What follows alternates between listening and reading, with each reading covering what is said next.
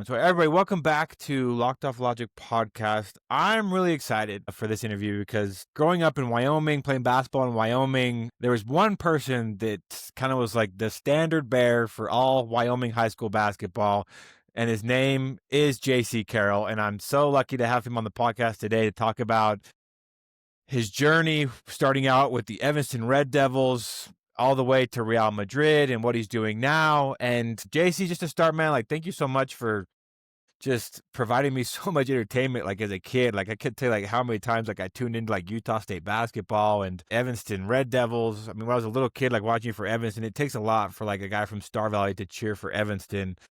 But man, it was so hard not to, man, if you're putting up 39 points a game. But dude, I mean, how are you today? What's going on? And tell our audience a little bit about Jaycee Carroll. All right. Yeah, let me think. So things are going well. I've retired from basketball about 4 years ago. 2021 was my last official game. And when I did that, I came back to my college town, Utah State, up here in Logan, Utah. Have a beautiful family, working hard to get on to the second chapter of life, which isn't easy to start at 38 years old, starting a whole second chapter in life. But that's where I'm at.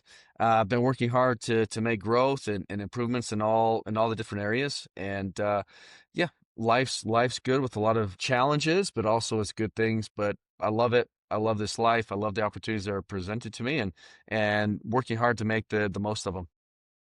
Dude, what is that like? Like, I didn't even write that down for like a question, but like, you like we'll go in like in your story in the podcast, but you're the best basketball player ever in the state of Wyoming, no doubt. The best player ever at Utah State, no doubt. Debatably one of the best players in this like the college scene in Utah, no doubt.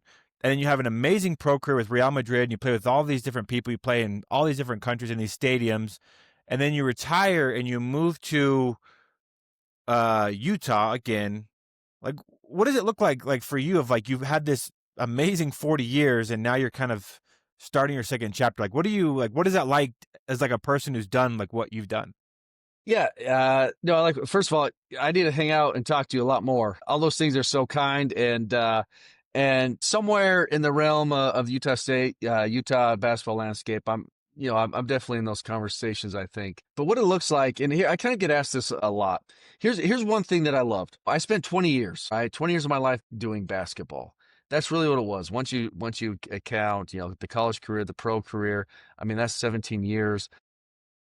And in that realm, I worked so hard and I became, for lack of a better word, such an expert, or I gained an expertise in that people want to be around that. They want their kids around me to be able to teach them, to be able to share my stories, to be able to share my experiences, and in reality, try and motivate them on how they become better basketball players. Now, you'll see it as we talk that extends, those goals, those lessons I learned extend far beyond basketball. But the thing that was awesome about it is in the basketball world, there's an attraction. I'll talk to a college coach like, come to practice, come watch. I'll talk to high school coaches like, hey, come watch practice, come hang out. I'll talk to players like, hey, let's get some shots up. And that's awesome. Now, when you talk about going into your second career, right? So now I'm 38 years old, starting a new business. I'm in the wealth management industry, and I've been investing for a very long time, but I'm not known as an expert or have that expertise. So in that, people are happy to talk to me, happy to answer the phone, but there's still that level of trust and those years of experience that people want to see.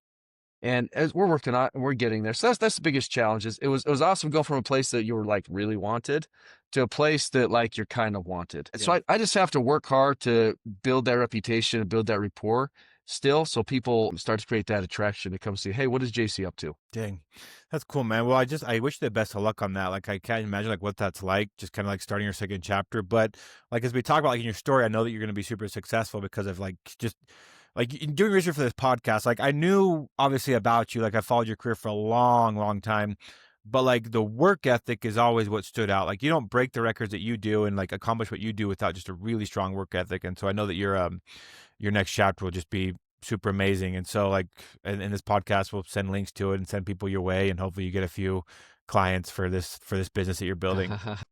But man, I want to go back to Evanston High School, man. Like Evanston High School is where I first saw you play basketball. And I think I was just a little guy, like maybe like in middle school or something. Maybe even that, maybe not even that, maybe like in elementary school.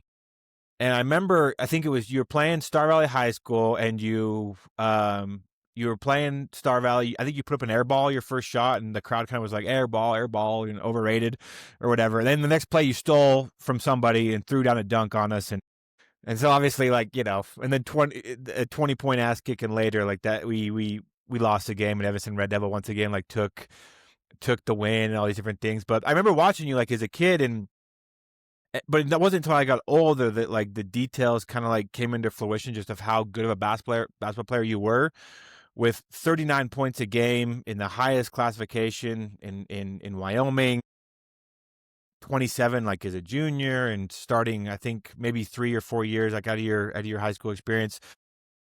And I guess my question to start is like what were the like what's the work that you put in the summers to produce those kind of results? Because I think people see that and they're just like, oh my gosh, like those type of numbers. Like 4A last year, like for example, the highest score in 4A last year I think was like 19 and a half, maybe 20 points a game for the leading scorer, which is 19 points less than what you averaged as a senior. Like what kind of work did you put in the offseason to produce those kind of results as a high school kid? Perfect. Don't let me get too long-winded, but this is kind of what the process happened for me. As a 12-year-old, I was sitting in a sixth grade class, and the teacher was like, write down your life goals. Write down what you want to do. And I had three things I wrote down. One, I wanted to be a state champion swimmer. Two, I wanted to be a professional basketball player. And three, I wanted to maybe go on a mission. And it was a maybe. That's the only one that was a maybe. Like I maybe want to go on a mission. Okay. So I went through with that process. And in age group swimming, I was a state champion swimmer as a 8-year-old and as a 12-year-old, I think, in those age groups. I was a state champion swimmer. So I did that. But then basketball swimming starts to there's competing sports, so I had to choose one. I chose basketball. And so I get into high school my freshman year, and in my mind, I'm like, all right, I'm going to start varsity. I'm going to be the leading scorer, and I'm going to be off and running. Well, we go to tryouts, and I make the team, and I'm on the freshman team, freshman basketball. And we're down at EMS Middle School, and that's where we had to practice. And we're practicing with the sophomores. And I'm just like, I'm playing. I think I'm doing good. I think I'm doing well. And all of a sudden, all I play is freshman basketball. The coach kind of just yanks me in and out of games as he wants, doesn't really let me play. And it was a really frustrating experience, honestly, looking back on it. And then finally I got a call. Like we're like, hey, we're going to Green River, JC. It's a JV varsity sophomore tournament. You want to go? I'm like, yeah, let's go. So in my mind, I'm going, here it is. I'm gonna go out, I'm gonna play. They see how good I am, I'm gonna kill it. And I'm going to play varsity, and I'm off a run. So I sit there, and they put me on the sophomore team, and I sit on the bench the entire game. I play 13 seconds at the end of the second quarter. They put me in for 13 seconds. 13 seconds. Now, in those 13 seconds, I did get a rebound, and I may have got a shot attempt at 13 seconds. I don't know. But that was it. They didn't play me another sophomore game. They didn't play me a JV game. Definitely didn't play a varsity game. And I was frustrated. Now, like I'm almost getting angry thinking about it. Like I'm so frustrated. But at the end of that season, we had a team meeting. Our coach sits us all down. He goes, hey guys, we want to be better. We need to have a good season. I think there's a lot of potential. And he had this shooting workout, a one pager. I don't have it up, but a one pager. He goes, this is 500 shots a day. This is a 500 shot workout. And it was organized, right? You're shooting on the wing, you're shooting pull-up jumpers, you're shooting layups, shooting three-pointers, shooting free throws, like the whole thing, very organized. And he goes, if you guys do this at our open gyms, you'll be a member of the 10,000 shot club. And so all of a sudden, like I had my goal, and for me, it was like, okay, here's my way to achieve that goal. So I went to work, man. Like I went to work. And at Evanston High School, the gym was open from 6 a.m. to 8 a.m. in the morning. And then it was open again from like 6 p.m. at night to 8 p.m. at night to do workouts. So I woke up at 6 a.m. I went up to the gym. I lifted weights. Weightlifting I did in the morning. Then I go to work. My dad always made me have a job. I worked 8 hours a day. My job started at 7:30 till 3:30 in the afternoon. I cleaned baseball fields, painted lines, raked the sand, cleaned the bathrooms, picked up the garbage off the bleachers. Like, that was my job. I got paid $5.25 an hour that year. That was my summer job. So then I get out at 3:30. I go home, eat, get back to the gym at 5 o'clock. I did my 500 shots religiously, 500 shots. And it would take me an hour and 15 minutes to do my 500 shots, which would surprise people, but I'm keeping track. I'm keeping track. And we get to the end of the year, and that my coach goes, "Hey, who did this?" I'm like, "I did it." Um, and I might have it up here, but I got the 10,000 Shot Club Dude, T-shirt. that's I cool, got the man. T-shirt. It's like one of my favorite possessions. My mom made it into one of those quilted blankets, and Hmm. I take it around and I share with people. Like, it was awesome. And here's what it did for me. That next year, I now was up in the varsity gym, and I was playing 2 quarters varsity. So in Wyoming, they have the 5-quarter rule, right? You get five quarters on the night. So I played 2 quarters, or 3 quarters JV, 2 quarters varsity. And then it changed to later on in the season, I was playing 3 quarters varsity, 2 quarters JV. And then it was 1 JV, 4 varsity. And it gets to the point that I'm leading the team in scoring at like 15 points a game. And I'm only playing 3 quarters of a varsity game. And my dad, being friends with the coach, goes, "Hey, help me understand why JC isn't playing all varsity." And finally, my last game in Rock Springs, he started me. I scored 29 points. And then, so I started only the last 7 games. I scored 29 points that game against Rock Springs. And then we went to the state tournament, and I finished the last game of the state tournament in the consolation championship game. I scored 37. And for me, it was like, this worked. Let's do more next summer. So that was kind of my progression on how I improved. That's what my summers looked like. Now, I had a moment, kind of like you just said, my senior year, I was averaging 40 points at the time. And in the Casper Star Tribune, they put the leading scores of the state in it. And the same thing you just said, right? You're like, hey, the leading score in Wyoming right now is averaging 19 points a game. And it Yeah. had Jaycee Carroll at 40. The next person was like Devin Royer from Sheridan, if you remember him. Freaking Yeah. stud, Yeah, it was instead. at like 19 points a game, 20 points a game. And I had this thought, and it wasn't an arrogant thought, it was an honest thought. It was, why am I so much better than everybody else? Like, that sounds super arrogant, super cocky, but that was an honest thought as an 18-year-old kid. Like, why am I so much better? And then I went back to the summertime and I started replaying in my head, well, who's in the gym with me? Who did this? And years later, I read a book called Outliers, which I freaking love. And it just talks about the 10,000-hour rule. And I realized by my senior year, I was approaching that 10,000 hours of practice. So I was becoming kind of expert level in it. And I was competing Yeah. against kids that simply had 2,000 or 3,000 hours of practice time. And it clicked for me. And that just continued on through college. College, I doubled everything I did in the summer compared to high school.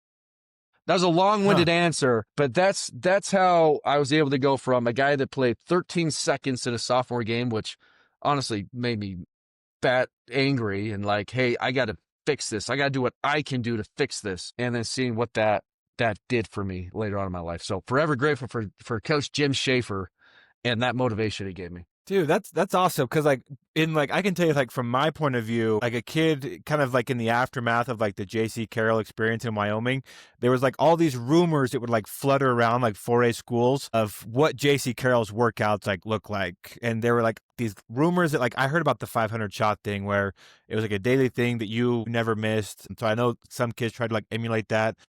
I heard rumors that like you went to like a specific like hospital in Torrington to like work out your leg specifically. That's why you had such like a high vert. And so like I remember like on Google, like me and my buddies were like, does this actually like, is this like a leg hospital in Thermopolis or Torrington? Which it doesn't. I don't think it does. Like, we couldn't find Yeah. anything, but just the aftermath of that, I mean, you can just say greatness. Like, you look at that piece of paper, like, I don't blame you at all for feeling that, where 40 and the second guy is half of like what you're averaging. Like, it's just natural that someone has that thoughts. But I do have to ask, bro, like, because in my research, because I remember I had assumed that you guys had won a state championship, but it seems like the Sheridan Broncs always used to get in the way. Like, what did they have that was kind of like, I guess not kryptonite to you, but like the kryptonite to the Evanston Red Devils? It seems like they're kind of the ones that stopped Evanston from hoisting a state title during those years. Yeah, let me think. So my sophomore year, we had a good team and so we ended up winning the consolation bracket, but we have to win that first game. I don't know how the tournament is now, but in Wyoming, you have to win that first game. If you win that first game, you're able to keep going forward. And my junior year, we actually made it to the title game. I don't remember who we beat to get there, but we played Casper Natrona in the championship game. You know, we had some horses. We didn't lose bad, but I think we ended up losing by 10 points. I wish we would have won. I remember rewatching that game with the announcers, and it was always, this was kind of like it was always interesting to me. They hadn't ever seen me play, but their perspective of what they thought it looked like with the guys averaging, just under 30 points a game, what that looked like as opposed to what they actually saw. So in the pregame, they kept saying things like, Jaycee Carroll, the state's leading scorer, averaging just under 30 points a game. Look for him to shoot early and often. Look for him to have the ball all the time, early and often. And we get into the third quarter of the game. They're going, man, I really thought Jaycee would have the ball more. Hey, I really thought we'd see Jaycee shoot the ball more. And at the end of the game, I ended up with 25 points. I mean, I was 3 or 4 points under my average, but I ended up with 25 points. And they're like, oh, we really thought that would look different. Yeah. Because it just was an attribute of the way I played. I was not ball. There's a better word, ball hog, but I was not a ball dominant guard. I worked really hard. I got a lot of offensive rebound, putbacks, which don't show up as like having the ball all the time. Everything I did was off of 1 or 2 dribbles. I get defensive rebounds, so I go end to end and make layups. I was a very efficient scorer. And then we get into the senior year, and we're talking about the state championships, and we were the number one team in the state. Like we'd beaten Gillette in the Flaming Gorge Classic tournament, which was always a team to beat. At 4A, Gillette, Always. they were the standard. They were the standard. They were amazing. We beat them. They had great players, guys that wanted to play D1 football for Colorado State and stuff like that. They were amazing. We beat them. We get the state tournament. We're number one team in the state. In that first game, you're right, we ran into Sheridan. Here's the thing with Sheridan for us, they're big. They were more complete, and I needed to have a really kind of a Superman effort, one of those 35, 40, 50-point games. And I just didn't make shots like I normally did. I ended up with somewhere, I don't know, 30, 35, I think. And the biggest thing of it was we were down 2 points, I think, with seconds to go. I drove to the basket, shot a layup, made it, I think. And the ref underneath called a blocking foul. And the guy from half court came running down saying it was a charge. So in our Evanston Red Devil lore, it's the famous block charge call. Dude. The guy in the basket calls a block, which means I'd have been shooting free throws to tie the game or go up. And the guy comes from half court and says, no, it was a charge. And they couldn't come in agreement, so they just called a jump ball. Like they just said, hey, jump ball. And I think they got it. We had to foul them. We got it back. And I had like a 40-footer to tie it, and I missed. And that was it, man. Sheridan Bronx. They beat us. They knocked us out first round. And that means you got to come back through the consolation bracket, and that's never any fun. Yeah, it's tough to get motivated for those games too. Like when you have like such high expectations and you get knocked out first round. But I think you're like it makes sense because like from my point of view, like Evanston and Star Valley are kind of similar size in the 4A division, which is about half less than like those top tier teams like the Gillettes and the Natronas. And so like the little schools, like players like yourself that play from like maybe a smaller school, you do have to have like those Herculean efforts to just even like overcome some of those teams. Like the Gillette, if you beat a Gillette, like you're freaking like you like I Yeah. like our when in my junior year, Star Valley moved up from 3A to 4A, and dude, Gillette freaking rocked us, man. Like Yeah. at the Flaming Gorge Classic, we were playing Gillette, and it was like I don't know, like 49-6 at halftime. It was only 6 because someone made a half court at the buzzer to stop it from being like 3-46. Just getting reamed. Just to, like, and then like for us, we're like, oh, we're not playing the Pinedales or the Linemans or the Kemmers anymore. Like we're playing like legit big schools. And my senior year was like a little bit better, but still, like it's the big schools that kind of dominate all that. So you, like, I would imagine, like to like some of those games, like against the Casper Natronas or against the Kelly Walsh, you probably had to like put that team like on your back just to. Like not even like blow these guys out, like maybe like just squeak past to win. But like, were you guys blowing people out like your senior year? Were it pretty close, or what was kind of like the margin of victory? Yeah, my senior year was a lot of fun. We lost. I think we ended up with like 3 or 4 losses on the year. We had a great year, and I had a good team. I had good teammates, but we were flying. We were high tempo. We were aggressive, and in a high school game, we scored over 100. I think 5 or 6 times. So I mean, people look at it like, oh my gosh, JC scored 40 points a game, which is true. But when your team averages we average 72, 73 points a game, it means there's a lot of other people contributing as well. A Yeah. typical high school average point scoring average is like 50 or 55 points a game. So that's a lot different if there's only other people scoring 15 points. But we had a team that got up and down. So yeah, we scored a lot of points. We got up and down. We were blowing people out. My biggest game where I had 56, we played my uncle in Green River. We won, I think it was 106-73 or something like that. I didn't play hardly any in the fourth quarter because we had a big enough lead, and that was kind of a common thing. We had a lot of games like that. Did we lose some? Yeah, we lost one night in Cheyenne. I think we played East the night before because we always play East and Central the next day. So we played East. I don't know why, but somehow we lost to them. They were huge. Like they had a big team. I can't remember all their names, but they started like 6'8", 6'6", and then they had some Jeez. pretty good guards. Like they were big, especially for a Wyoming 418. And they beat us. The next day, I remember the headline in the paper was like Jaycee Carroll, or one of the players from Central, was playing Central the next day. I scored 37 in the first half. The comment from the Central player was like, I think JC woke up angry from the loss last night. Yeah. And so with that, I was uberly ambitious in every game to just get the ball as quickly as possible and go try and score it.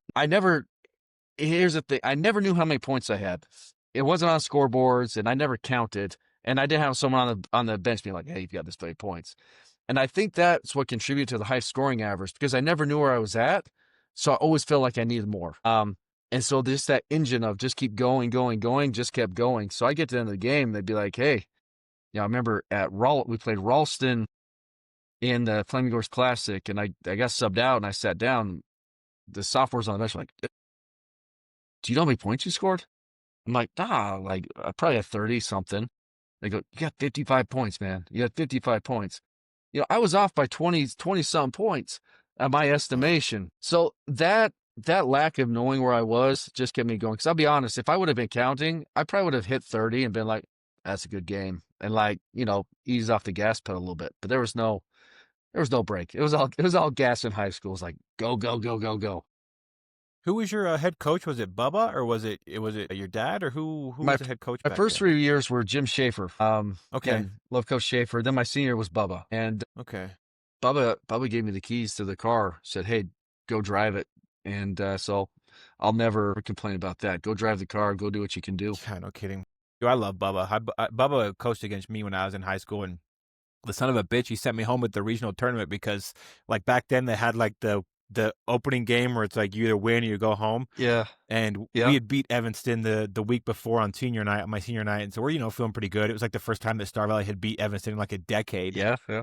And then the next week, I mean, Bubba just figured us out. But like after the game, like he was just so nice and so courteous, and so yeah, I have a lot of respect for Bubba. But man, you're a legend in Evanston. You have this amazing career, like just like the state of Wyoming. Like I love like Wyoming high school sports because there's the towns and like the small towns and Yeah. your school's named after your town and the travel distance and all these different things. But a Wyoming kid doesn't end up at the University of Wyoming. And like again, like the Wyoming being a big state but a small state, the rumor mill starts to spread where it's like, how does this happen? Like, is it a coaching thing? Is it the Mormon thing? Is it that he worked out for Wyoming and like just had a really crappy workout, and so they were like, now we're gonna pass? There were all these rumors around the state of like why Jaycee Carroll wouldn't don the brown and gold. And so I'm here like for a Locked Off Logic exclusive. Why did Jaycee Carroll not end up playing for the University of Wyoming? Perfect. I'll keep it very simple and very clean on my point of view and what happened on my side of things. I now know, like years later, like when I signed for Utah State, I don't want to upset Utah State fans, because I loved it. Very grateful. It's where I ended up. Like this is where this was great for me. But when I first signed my letter of intent to go to Utah State, it wasn't a day for me of like, yes, that's it. That's what I wanted. It was a little bit of a like, okay. And it's simply, I now understand why. I can't describe to you how badly I wanted to go to the University of Wyoming. When I was in high school, I could not put those in words, but now I can't tell you how much I would have loved that brown and gold. I still see it and I go, oh my gosh, I would have looked amazing in brown and gold. Look, I love growing up watching Marcus Bailey play there. I stay up to Yep. every game on the Midnight Madness and watch Marcus Bailey and the Wyoming Cowboys play. I freaking loved it. Now, here's what happened.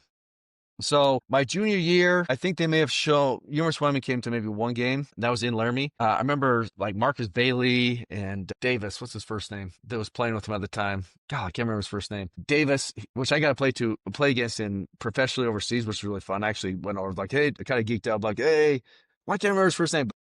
Hey, Davis, Cool. like a Wyoming kid, loved watching you play. Anyway, they came to my high school game in Laramie and watched, and that was like the coolest thing for me. Now my senior year. I'm working, I don't have a scholarship offer my senior. I don't offer anywhere. I want to play college basketball, Division I basketball. So it's the biggest thing I want. We go through the season. We play in Cheyenne. They don't come to any of my Cheyenne games. We play in Laramie. No one shows up to my Laramie games. They don't come to me my Evanston games. And then we finally kind of call like, hey, can I come down and watch a game? So they got me and my uncle and a cousin some tickets. We drove down to Laramie. We watched the game. And then Coach McClain invited me back to the locker room, and it was just me. So I got to say hi to everyone. He brings me to his office, and this is how the conversation went. He goes, Jaycee, like we think you're a good player.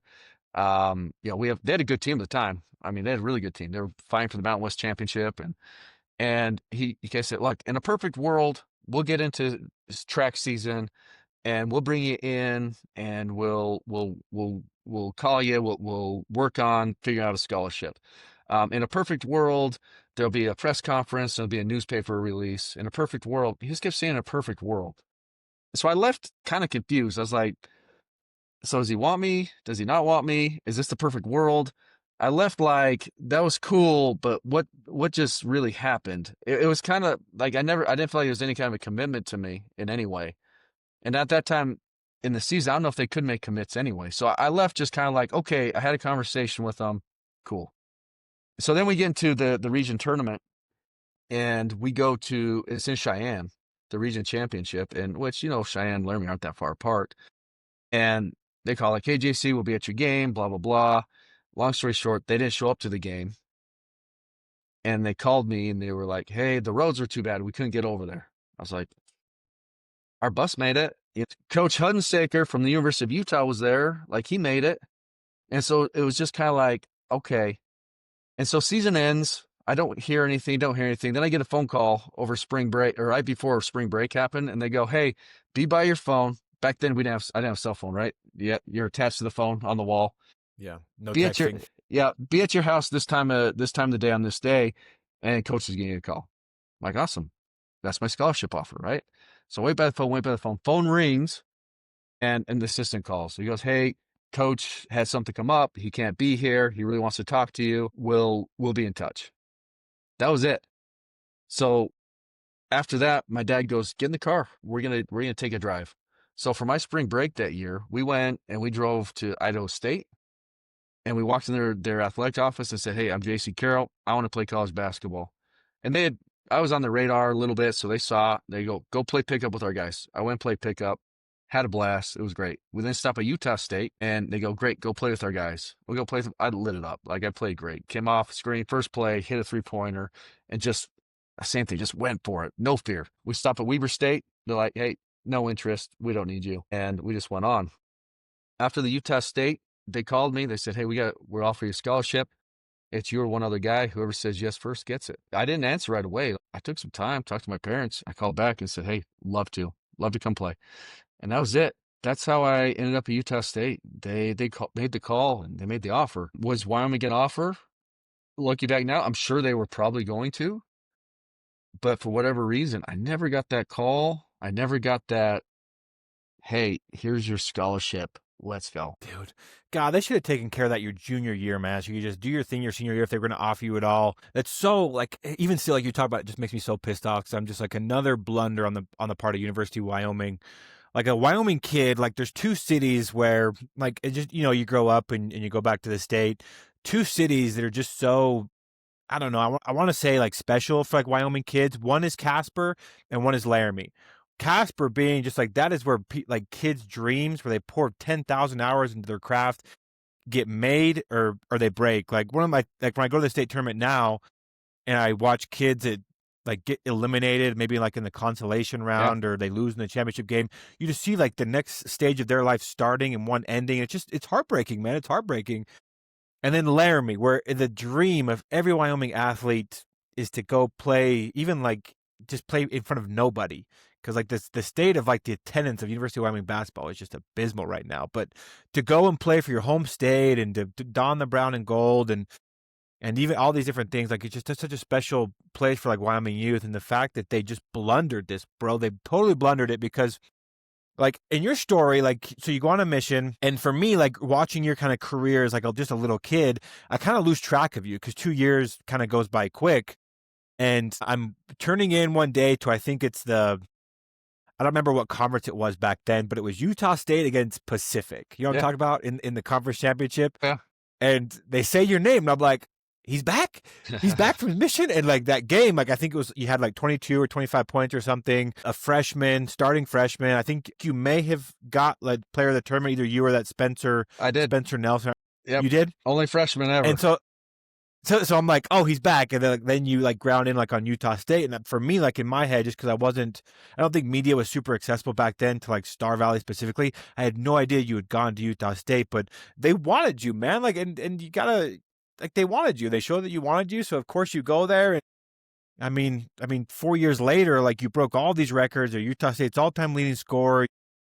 You have your jersey now in the rafters. I mean, it seems like for whatever reason, like Logan was, and you got married there. Obviously, I didn't even mention that. You found your wife there, and explain, I guess, as much as you can, like what Utah State, what that was like playing for Utah State, the experience there, the spectrum, Coach Merrill. I mean, what was it like to play for the Aggies for 4 years? Yeah, it was great. And honestly, and I'll definitely touch on that, but yeah, Wyoming Bat Hoops, like I loved it. Like, I've got no hard feelings towards Coach McLean. Like I really don't, to be honest. I think I'm gonna run into him, and I've had coaches that have coached with him that I now interact with that kind of tell me stories, and honestly, I'd love to talk to him, just kind of laugh about it, because it's got, like, it's so far past now that there's no hard feelings. And I think and coaches, it's not a science. And Coach Morrill said this back in the day. He goes, it's not a science. Like, he's like, I've missed guys that I should have gotten, and I've got guys that I shouldn't have.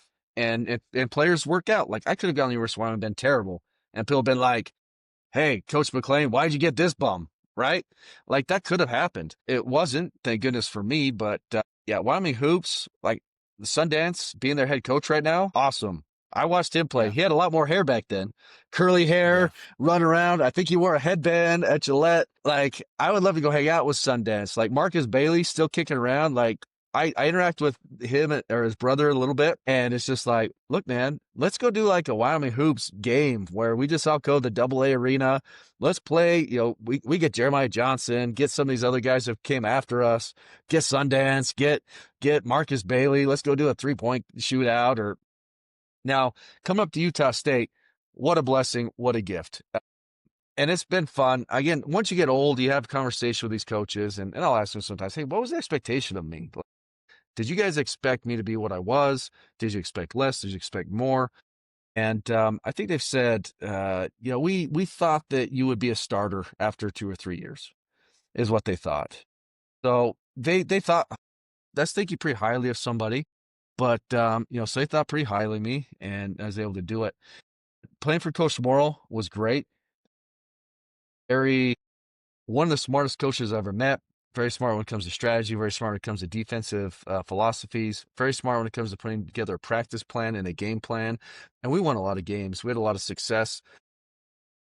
And to that same effect, we get in my senior year, and we were kind of off to a slow start. And I had a conversation with the coach. I said, hey, and it always sounds like I'm asking for the ball more. And I was, but to shoot the ball. But I'm like, hey, like, I'm prepared. Like, I put work in. I'm ready. Like, let me carry this thing. And so I had a conversation. I was like, hey, I'm not asking to shoot more, but maybe put the ball in my hands a little bit more and let me make decisions. And he goes, Jaycee, here's how our play calling goes. He goes, I call a play for you, and then I call a play for somebody else. And then I call a play for you, and then I call him for someone else. And then I call a play for you, and there's someone else. I was like, all right. All right. I guess I see where you're going. I could understand that. So love Utah State. Love going up to the games now and interacting. It's been a great blessing in my life. Yeah, man. Like I remember when I had never been to a Utah State game until I found out you were there, and so we went. Obviously when we could, like to go up to Logan and watch you play, and specifically like as a young high school kid when you were in college, just to watch you warm up, like the things that you did to kind of prepare yourself for the game. I actually enjoyed that from like my POV much more than like actually watching you play because I knew what you were gonna do like in the games. I knew like you were gonna put up the stats and play well, but for me, like I had games in high school where I would play really well and then I would struggle and I'd be like, well, how do I prepare myself to like not struggle so often? And so for you, like watching you warm up and how you did it, like I just would take things from that and kind of incorporate it into my own routine, just hoping that I would struggle less and succeed more like when it came to like preparing for high school basketball at Star Valley.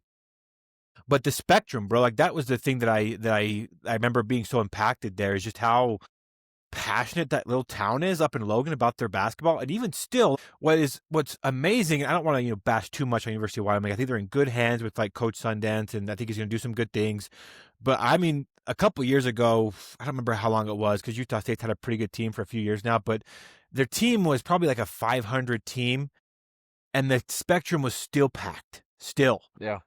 And at UW, like they'd lost yesterday to Texas Tech. Pretty close game, I think. They played pretty well, and 2 losses, 7 wins on the year. And like their games, there might be 3,000 people in the stands right now. Yeah. Of just like, man, I just wish people would come out more for like their basketball team, because at Utah State they do. And I imagine like playing in front of that was pretty special as like their best player and soon to be their all-time leading scorer. Yeah, it was magical. The word they use up here is spectrum magic, and it's true. On those nights when the house is filled and we're playing good basketball, there's not much better. Utah State fans, I went to the game this weekend. It was an afternoon. It was a 2 o'clock game on Thanksgiving break, and it seats 10,000, and there was 8,700 people there. On a holiday game. The people that were missing were the student section. Like the student section was about half of what it normally is, which is where I sat. I went and sat in the student section. It was great. But my senior year, we had a good team, and we had some really cool things that our team was on the precipice of breaking. Like my coach broke the all-time wins record as the Utah State coach. Chris Clark broke the single season assist record. I broke the all-time scoring record. So at that time, we actually sent an attendance record for sellouts and number of people that went to the games that year because we were good and we had so many of these benchmarks that people wanted to be a part of. Utah State fans, they show up when things are bad. They show up when things are good. More so when they're good, for sure. Like that place is rocking. And luckily, we've had good basketball for a bunch of years. We're a basketball school. As much as people want to think we're football and basketball, like I don't want to offend the football guys, but we're a basketball school.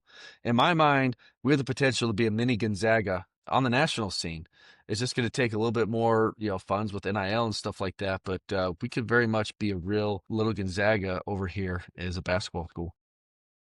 What is your favorite memory from your time at Utah State? Like, is there a specific game? Is it the NCAA? Is it when you broke the record? I'm just curious to know, like, when you think of like Utah State, Jaycee Carroll, what is your peak moment that you had as a basketball player there?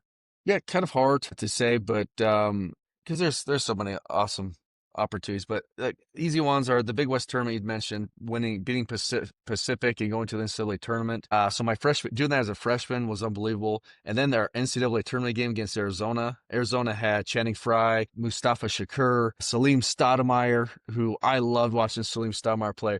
Legendary coach Lute Olson.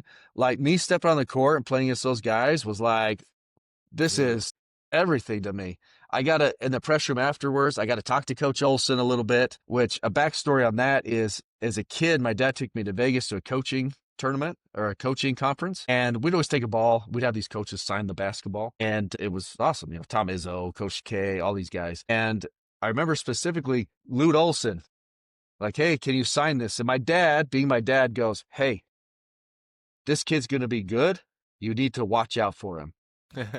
Now, if I knew more about recruiting, we would have been a little more proactive in that. But so to have that memory and then go play against him and play well against him was like, full circle moment. I was like, oh my gosh, this is cool. So that was a big memory. The night I broke the scoring record, I just gotta say that was significant. I never chased records. I just didn't. And I was really awkward with fans. Like looking back now, I should have been like crowd surfing. I should have been like a lot more emotional, but I broke that record. I remember being so uncomfortable because they stopped the game and they like make the announcement and let everyone stand up. I remember just being like, if you ever seen the Ricky Bobby when he's doing interviews, he's just like, I don't know what to do with my hands. Like, what do I do with my hands? Like, that was me. I'm like, what do I do? So I'm like waving and trying not to smile, but I was so awkward with it. I just wasn't comfortable with that. But what a cool memory that was. Let me think, playing against Brandon Roy in the NCAA tournament. That was a good memory. But one of my best games, I remember we played Hawaii. Hawaii was really hard for us to beat. They were good. They were well coached. They had size. They had a 6'4" kid that was really good at defending me. He chased well. He was long. And we had to beat him to go to the championship game in the WAC tournament. And I had, in that game, I only scored 24 points, which is great. But I had 24 points, 14 rebounds, and I don't know, 4 or 5 assists. And for me, that was maybe my best college basketball game I played. So that's a memory that probably I'm the only one that remembers. Had the 44-point night in the Spectrum, which was memorable against the top team in our league. It wasn't against a bad team. Like that's one of the things I liked the most was I had big games against the best teams. Yeah. Dude, so you have all these cool memories at Utah State. Playing Brandon Roy, playing against like childhood idols, doing all these different things, playing the NCAA, and you leave Utah State as your all-time leading scorer. This Wyoming kid comes in and just breaks all those records. I imagine your next thought in your head was the NBA, Yeah, right? for sure. So like, and I remember like, because again, like I'm still am. I'm a big Jaycee Carroll stan, and I remember like just you Google like the mock drafts, Yeah. and like your name was kind of like between like the 40 and the 60th. It's like, oh, he could maybe go to Brooklyn or maybe go to New Orleans or Chicago. Just traded this pick a few years back or whatever.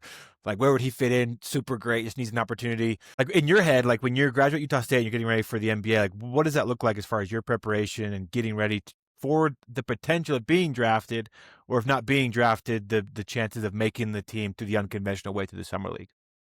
Yeah. So it was NBA, right? It was like, let's go. So I finished all my finals early. I graduated, finished all my classes right as soon as I could, finish my files, and then I was gone. I didn't walk through my graduation. I didn't show up to those things. I went and I was off to Chicago. I went to Chicago, spent 6 weeks there training, getting ready for the NBA draft. Went in great shape, went in ready to play. I played summer league with the Brooklyn Nets, and they're actually in New Jersey at the time. That's just how old I am. But they were in New Jersey at the time, and I played in the Orlando Summer League. Was the first one, and I'll be honest, I was good. They do like an all tournament first team and all tournament second team. I was a member of the all tournament second team, and playing point guard. I didn't play point guard for 4 years, and I was playing point guard, and I was able to do that. I had a breakaway dunk that like made people go, "Oh my heck!" I didn't know this little white kid could dunk, and in the measurements, they do all the measurements and stuff like that for vertical jump and this and that. I tested out as like the second or third most athletic person in that draft class. That's the 2008 draft class, and so I just thought everything was lining up for me to be in the NBA. In the end, I played summer league there, did well. I played summer league in Vegas, which that was just okay. I was with the Raptors. I don't know. I didn't get as much playing time, and that was just an okay experience. Then I went to the Rocky Mountain Review, and first night we played the Jazz. You said you were there. I scored 22, 24, 25 points, something like that. Uh, I remember I think we won. We may have won. I remember I was a kid. I remember being kind of giddy, tell my agent, like, hey, as soon as someone calls and says they want it, just say yes. Like I'll just take it. I'm in. Like I'll just take it. Don't have to talk to me. Just say yes. No matter what the offer is. And those offers just didn't come. I got offers to go to vet camp and fight for a spot, which looking back, maybe I should have. But I was married. I had a baby on the way, and I wasn't a big risk taker in life. So I got a good offer to play in Europe, and I took that job.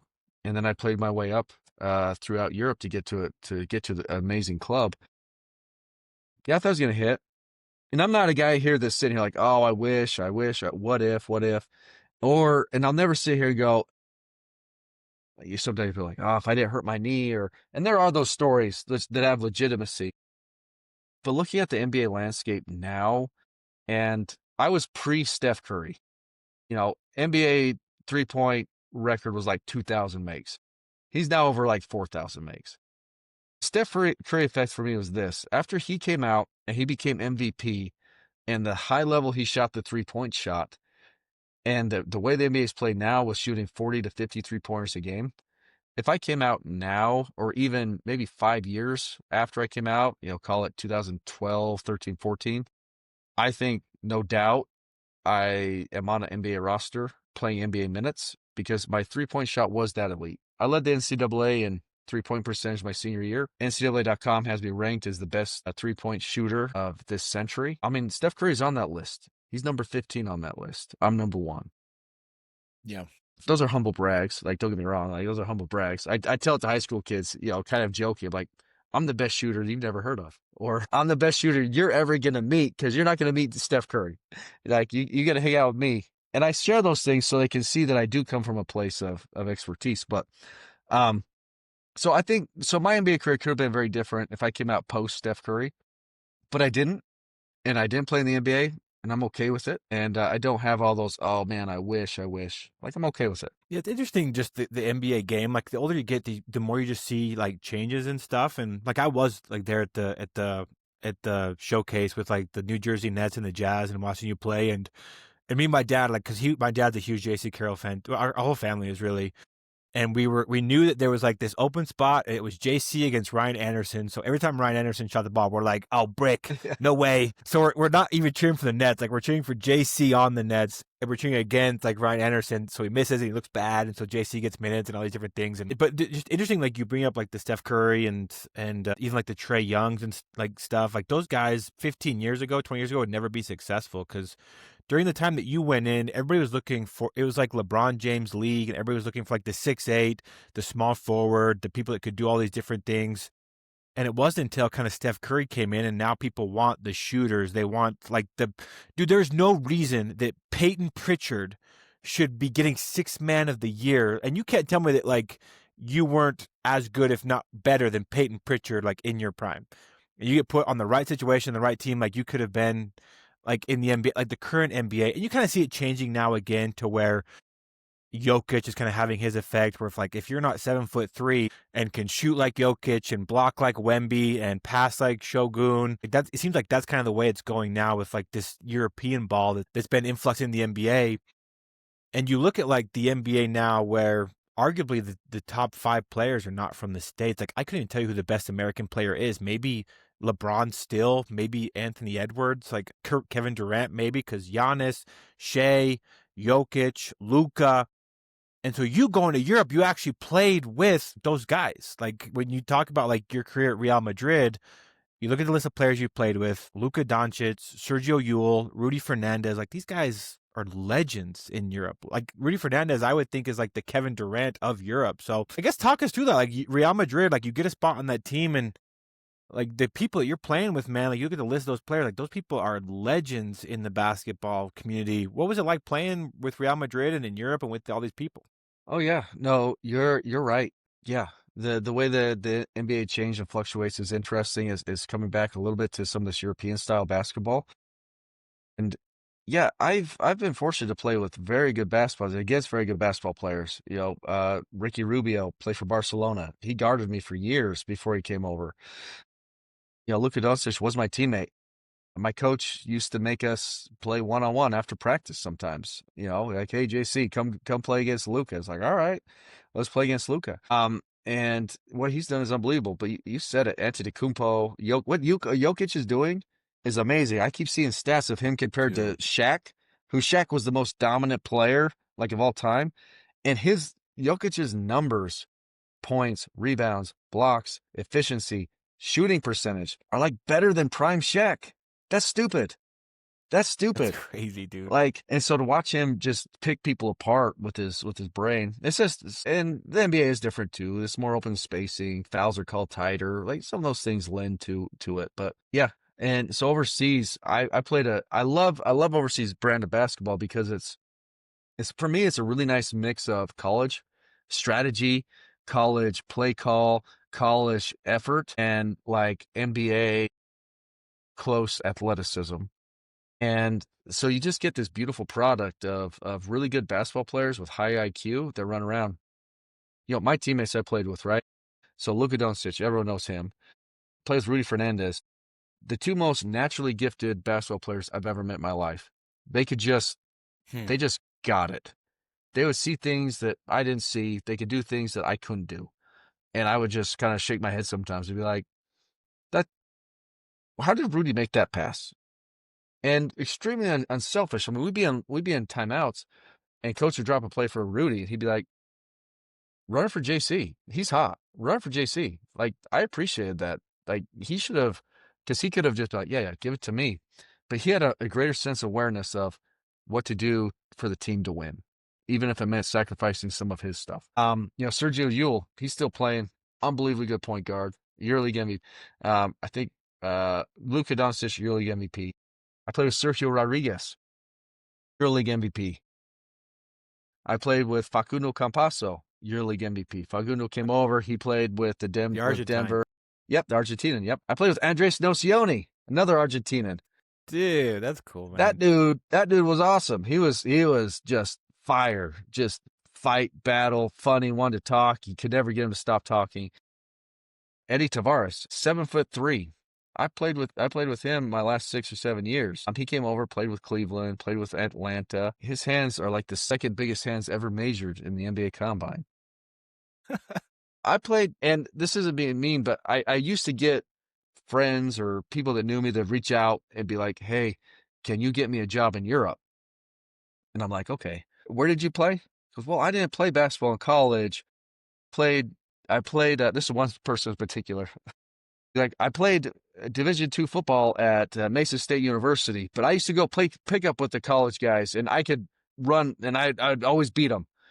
And I just politely had to be like, "All right, let's walk through this, okay? You didn't play any college basketball, you haven't done this." I go, let me go through my teammates. Like I'm playing with Anthony Randolph. He's a one and done guy at LSU, drafted by Golden State Warriors. That's my teammate. I play with Jeff Taylor, a Vanderbilt guy, drafted by the Charlotte Bobcats. I'm playing with Trey Tompkins, University of Georgia, left school early, drafted by the Clippers. Those are my American teammates. Which one of those spots do you want to take? Anthony's 6'11", can shoot the three-pointer and dunk the basketball. Trey Tompkins can shoot three-pointers and back anyone down in the paint. Not Trey, and what's his name?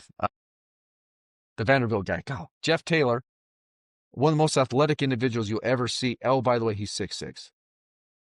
You're 5'11" and didn't play college basketball.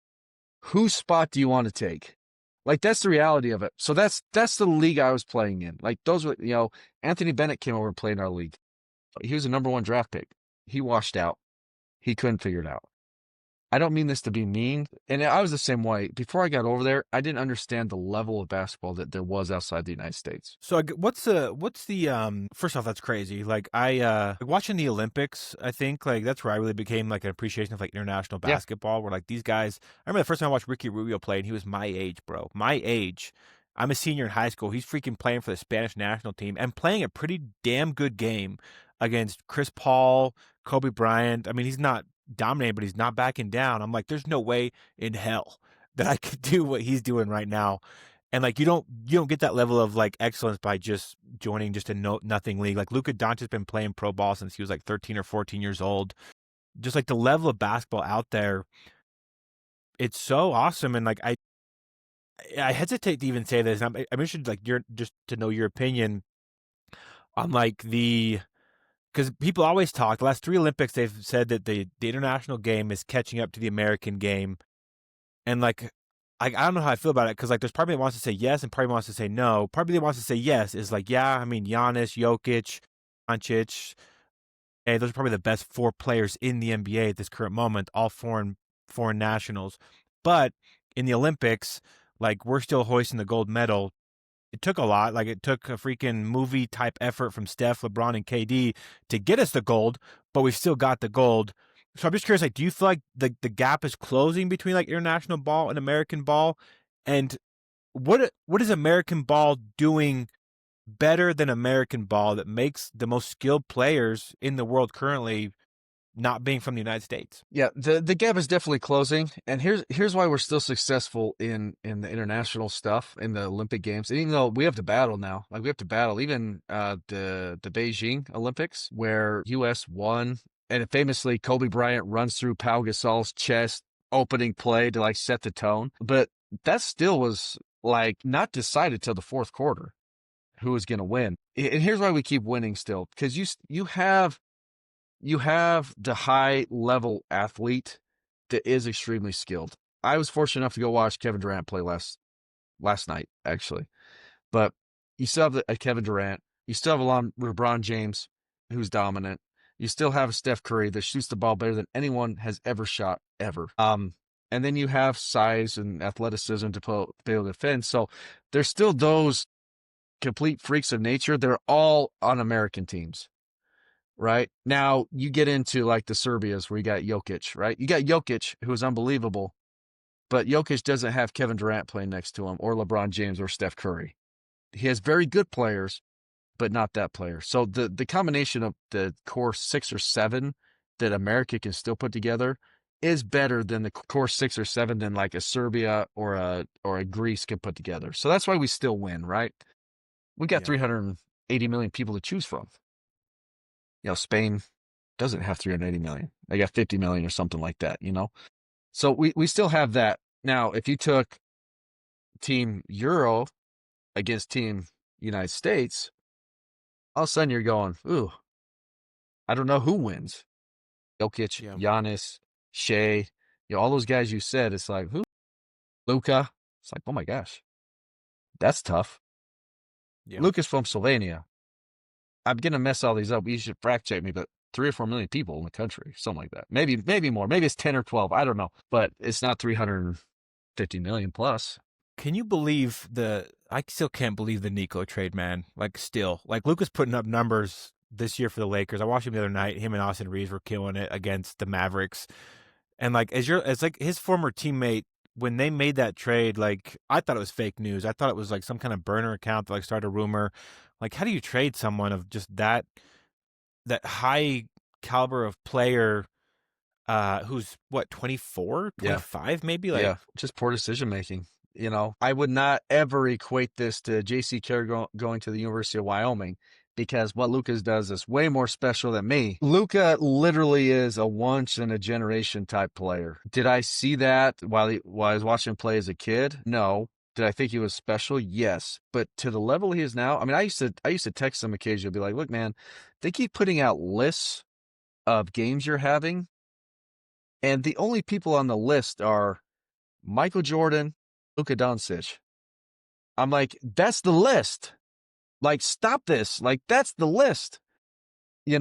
And now it's the same thing. You'll see lists and it's like, hey, here's the current triple double thing. It's like, Luka's there. He can get triple double every night if he wanted to. And he does it in seems like such a easy manner. No one can change his rhythm.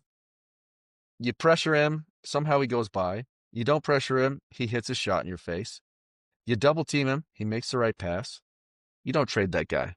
Like, you just don't. You figure out whatever you got to do to keep him forever. Dude, in Europe, what was your favorite memory playing in Europe? Like, is there a memory that just stands above the rest? Like, I know you won just a crap ton of titles out there. You play with all these amazing players. You had the nickname, I think, Jaycee Boom Boom Carroll or something like that. Correct me if I'm wrong. Yeah. You can edit that out if that's not Italy. that's the right nickname. Okay, good. But like, you play there for what, 10 years? I think 10 or 12 years. You play in Europe. Like, is there a memory that just kind of stands out of like your favorite? Like, I know I've asked you that kind of all throughout like your career of like high school and college, but like as a pro, what's your favorite memory? That's perfect. So yeah, 13 years in Europe, 10 with Real Madrid, 12 in Spain, 1 in Italy. Yeah, but I get 2 of my favorite moments. It's really not super hard. When I went to Madrid, they've won the most titles of any European team. They're the gold standard, right? They're the Boston Celtics. They're the Lakers. Like, that's what they are. But when I got to Madrid, they had not won a championship that's called the King's Cup. They had not won it in 19 years. 19 years. And we get into my first King's Cup with Real Madrid. And we're playing, and we're in the first half in the championship game. I haven't scored. I haven't done anything. And I'm in the locker room at halftime going, this is how my championship game's going to go? I'm not doing anything to help the team. I'm not doing anything. And then the second half, I get put in this third quarter with, I don't know, 5 or 6 minutes to go. A shot goes in. And then another shot goes in. And in the last 14 minutes, I scored 22 points in the last 14 minutes. And it took the game from a tie game to a 15, 20-point blowout. And so I had my moment. Our team had that moment. And so our first King's Cup championship in 19 years, first memory I love. The second big one was the EuroLeague championship. Again, they won the most titles, but it had been 20 years since their last EuroLeague championship. 20. And my first year at Madrid, we went to the championship game. The championship game was played against a Greek team in London in the O2 Arena where the Olympics were. I mean, I'm just a dumb Wyoming kid. I'm That's awesome. The Olympics were just played here. What this? I'm in London. I'm in London playing a basketball game. What? I'm so lucky. We lose. We lost. We were up 15 points in the first quarter, end up losing by 20. Shit. We were young. And we played an experienced team that ended up just beating the crap out of us the second half. So that's year one. Year two, we make it to the championship again. Again, we're flying. We are the number one team in Europe. We can't be beat. We're beating people by 30. We won the semifinal game by 30 points. It was ours. We run up against Maccabi, which Maccabi had a couple players. Utah Jazz fans will remember Joe Ingles. Joe Ingles was on that team. Jingles. Yep, Jingling Joe, Jingles. He's on that team. And we're playing. It's a close game. It goes to overtime. We lose in overtime. Heartbreaking. I had a knee surgery that year, so I played, 4 or 5 minutes in the championship game. I had just come back off that. Devastating. That was in Milan. Okay, so I was in Milan. So now we're going, holy cow, we've lost 2 in a row. The next year, the yearly champ final is in Madrid. And we're not very good that year. We get to Christmas time, and they're talking about firing our coach. They're talking about changing our players. And it wasn't good, but we just kind of kept chugging. We get to February, and somehow we win the King's Cup. Second one in 3 years. Holy cow. Then we keep chugging, and we get into the EuroLeague playoffs. We're the 5th ranked team. We're 5th. We get in the EuroLeague playoffs. Somehow we win. We're now in the Final Four, which is a weekend, right? Semifinal, final. Somehow we win the semifinal. We get into the final. So we play Fenerbahce in the semifinal, and then we go, which is a Turkish team. Then we play Olympiacos, the team that beat us in London. We play Olympiacos in the championship game.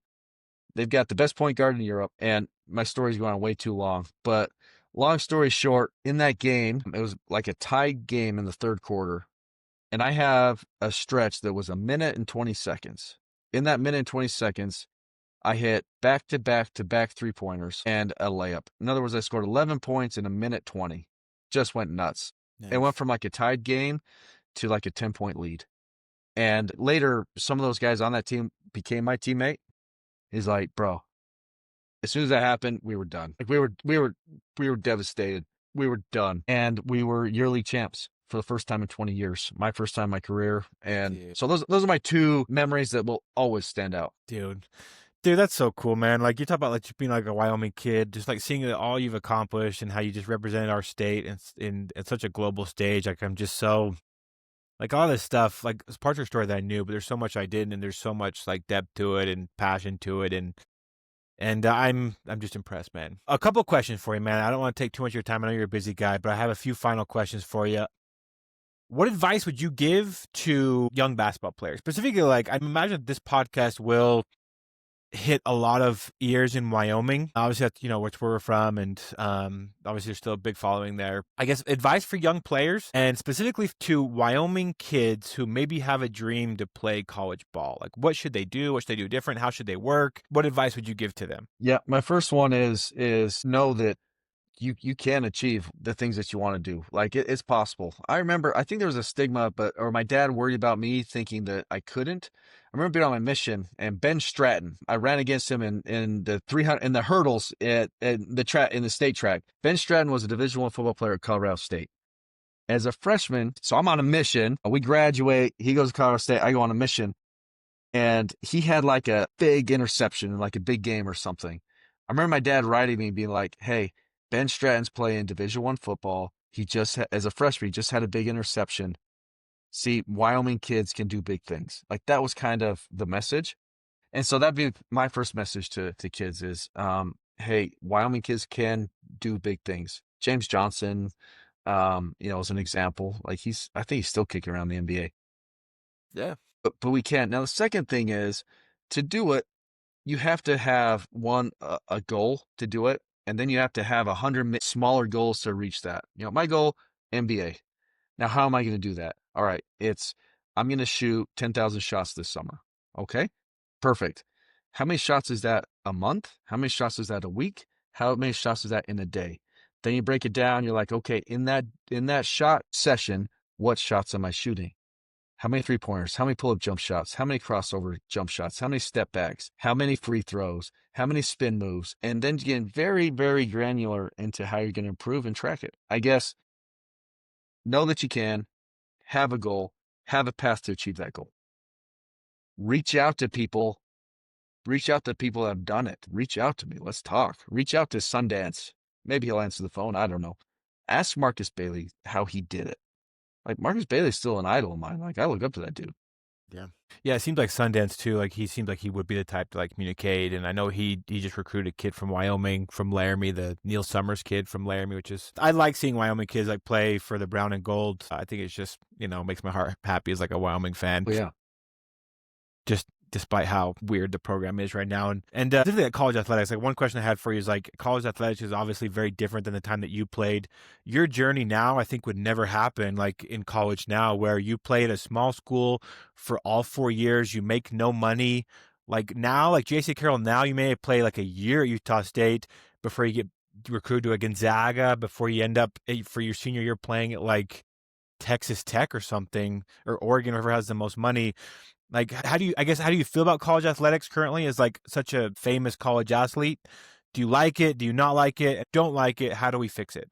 Yeah, perfect. I don't have all those answers. Do I like it? It's hard to just what you said for my career, right? It's hard to look back and see what I would have done. Because after my freshman year, um, you know, m- uh, Big West tournament MVP, scored 22 points in my NCAA tournament against, a top 10 team in the nation.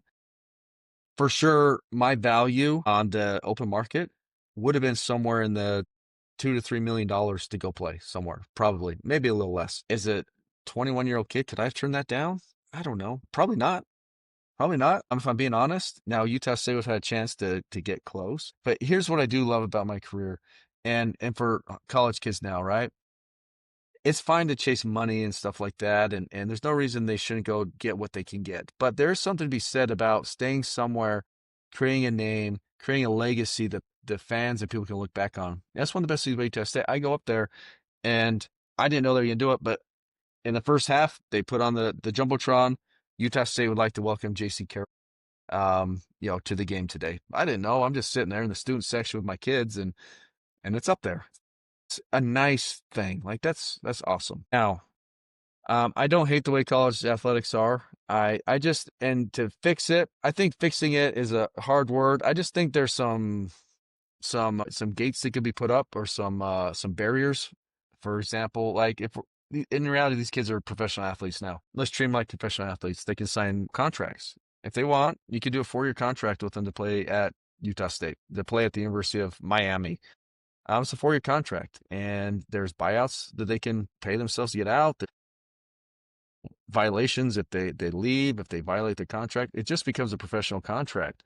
I think that's the way. And then I think, for lack of a better word, a type of salary cap. Hey, this conference, this is how much the team has to spend, irregardless if they can raise more or not. I think BYU is a good example of a university that's taking advantage of the lack of of structure right now. And I'm not saying this in a bad way or naive way at all. They saw an opportunity that they could go get the best players in the country with money, and they've done it. I think they're ranked sixth or seventh in the nation right now.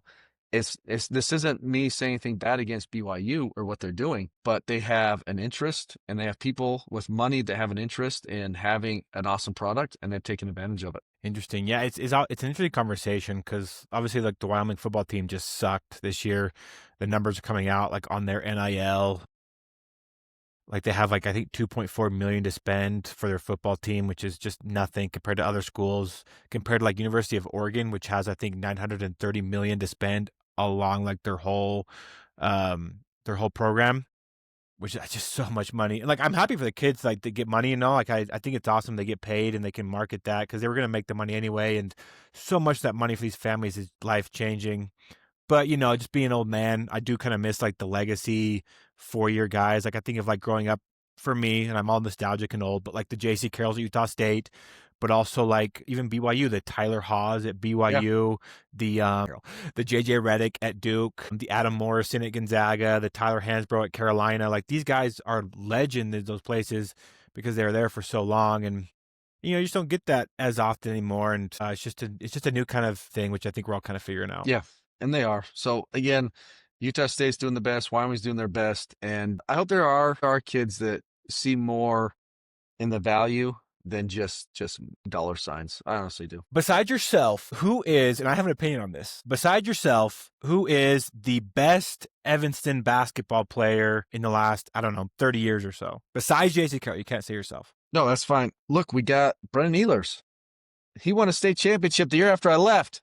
That's A little punk. right. So Brennan Ehlers, he was player. Oh my He was gosh. player of the year that year. I know we've also had, what is his name? Not Hazen. God, what was his name? Blonde haired kid, real fast, athletic. Kane Kane. Atkinson. Yeah, Kane Is that his Atkinson. name? Yeah, Yeah, yeah. yeah. Kane had a nice little run, was a good player. There was a taller kid too. Tate, maybe. He wasn't too far after me, but he was a bigger kid. I think he was on Brendan Ehlers' team when they won. Oh, he Okay. gave him some size that I never played with. And so anyway, but Brendan, Kane would probably be those guys. Yeah, I played against Kane. He smoked me, man. And I think I played against a couple of Ehlers too. I think Brady and Bo, I think, a couple of Ehlers. There must be just 1,000 Ehlers walking around Evanston, but I played against some of them too. You played his little brothers for sure, or against them. Yeah. Yeah, I think the best one I played against Kane was awesome. Probably Kofed, Austin Austin. Kofed. He played. Yep. Yeah, he was a year older than me, and he's dude. My junior year, we went into 4A for the first time, and Evanston came to Star Valley. This was at home, man. They had us down 49-13 at halftime, and Kofed had like 25 points. It was bad, but it was what it was, and Kofed he really played well. Last couple questions, man, and the last year question about you specifically, maybe a little bit outside of your basketball realm. For one, you're a professional basketball player, you're former professional basketball player. What is your favorite movie to watch when you're not playing ball, when you're not doing your business, when you're not with your family? What is your favorite movie? My favorite movie. I go through this list a little bit. There's some all-time classics that I really love. For some reason, I went on like a Brad Pitt kick, but I love A River Runs Through It, fishing movie. Well, you Nice. think it's about fishing. I really like Meet Joe Black. I like the dad in that. Some of the things he says I think are pretty inspirational. What are some other movies I like? Mice and Men had an impact on me when I watched it as a kid. It's a famous novel that they turned to a movie. Gary Sinise, that plays Lieutenant Dan in Forrest Gump, is in that movie. Forrest Gump's a classic movie I like. I didn't watch like Fight Club until like 20 years after it came out. And I remember kids in school being like, first rule of Fight Club is like, you don't talk about Fight Club. I didn't know what they're talking about. So I watched like 20 years later, and Yeah. I wanted to like quote that with people. They're like, dude, way, way, way too late. 20 years too late. Yeah, you're way too late. Look, The Patriot. What's the Yeah. other Mel Gibson movie where he's fighting and Braveheart? Braveheart. I like those kind of, like, if you want to see a tear come from my eye, Miracle, like the American Yeah. hockey, like Miracle. Secretariat, the racehorse movie, Seabiscuit, anything that shows like a human triumph over something or like an animal triumphing. Apparently, that's like my soft spot. Like, oh my gosh, that's amazing. That's cool, man. Do you have like a TV show? Do you have like a TV show that you like that you're binging or that you've liked in the past? Or are you not much of a TV guy? No, as a player, I consume content like no one's business. Plane rides, bus rides, trains. Like, so I went through stuff. You know, things off the top of my head, I think of like Breaking Bad was a cool series. Coast was unbelievable, especially the first few seasons. That's probably a little bit of your world that you can maybe relate to a little bit. Yeah. Yeah, the guy from Narcos, he just went to the UN with my organization and spoke on behalf of like some of the girls and stuff. And so it's interesting like talking about him of like his story of being like a low level DA agent who takes down this drug lord and all of a sudden he's got Netflix movies made about him and life comes at you fast, I think is his story, but Yeah, yeah. okay, very cool. So that, What and then just dumb shows like oh, go I ahead. love The Office, Arrested Yeah, me too. Development, all those in those lines, like Parks and Rec? Parks and Rec, 30 Rock, like those are what I put Yeah. on TV to like fall asleep to. I just sit there, shut my brain off, kind of chill, and so all those things are. I love those shows too, man. Like in my world, like turning on Parks and Rec and having like low stakes consequences for things is great. Like, oh my gosh, like the episode where Leslie Knope tries to get like the pool to stay open a half hour later, and it's like her whole thing for like a month. I love that stuff. I'm like, I need a little more low consequence things in my life. So I'm glad you like those too. Where can people find you now? If people listen to this podcast, they want to reach out for like recruiting advice, or they just want to follow what you're doing.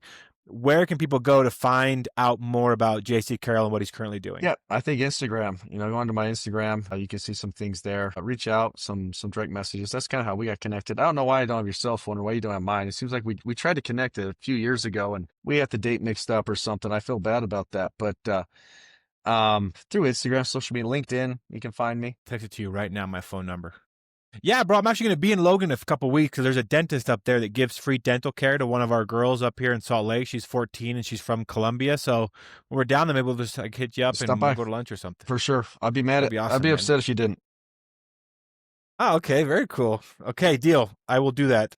And then last question, my man, is so we've talked about your story, just like the son of Wyoming, the son of Logan, this European professional basketball player, someone like that, like in your story of starting your second phase of life. My last question is like, what brings you joy? Jaycee Carroll, the person, Jaycee Carroll, the athlete, Jaycee Carroll, the however you would label yourself. Like, what is it that truly brings you joy in your life at this current moment? Interacting with people and helping them get to where they want to be. I lived my dream. I lived my dream to play basketball. Doesn't mean it's my only dream. Like I'm not done. Like I'm 40 years old. It's not like I accomplished everything. But I did get to live my first dream of playing professional basketball, and I would love to help other people achieve it. Whether it's in basketball, whether it's in sports, the lessons I learned through basketball and sports carry into everything else, the business world, and all those kinds of things. So I love being around people. I love being around people that want to work for what they want, and if I could be a part of their success, that's what really truly makes me happy. Like I coach a high school girls basketball team now. One of the most fulfilling things I've ever done. And even in the basketball world, like us winning some games are almost as good as hitting the game winner for a European championship. Dude, that's cool, man. Well, man, I sure am thankful for your time, man. I know how busy you are. Just, as a kid that grew up in Wyoming, idolizing Jaycee Carroll, like I just appreciate everything you've done, everything you did for our sport, everything you do for the community, just hopping on here and telling your story. Like it's such an amazing story. And really like the dream of so many young kids that grow up in Wyoming. I think people from Wyoming, like high school kids specifically that listen to this and be like, yeah, like I can do something special like with my athletic abilities or whatever. And so, man, I'm sure thankful for you, man. Even cooler in person after following you for all these years is like this little kid in the nosebleeds at Logan or in the Jazz Stadium or whatever. Yeah. And so, yeah, man, just thanks for coming on Locked Off Logic podcast. And I hope you'll come back and share more about all the stuff you got going on. Appreciate it. Thanks, man.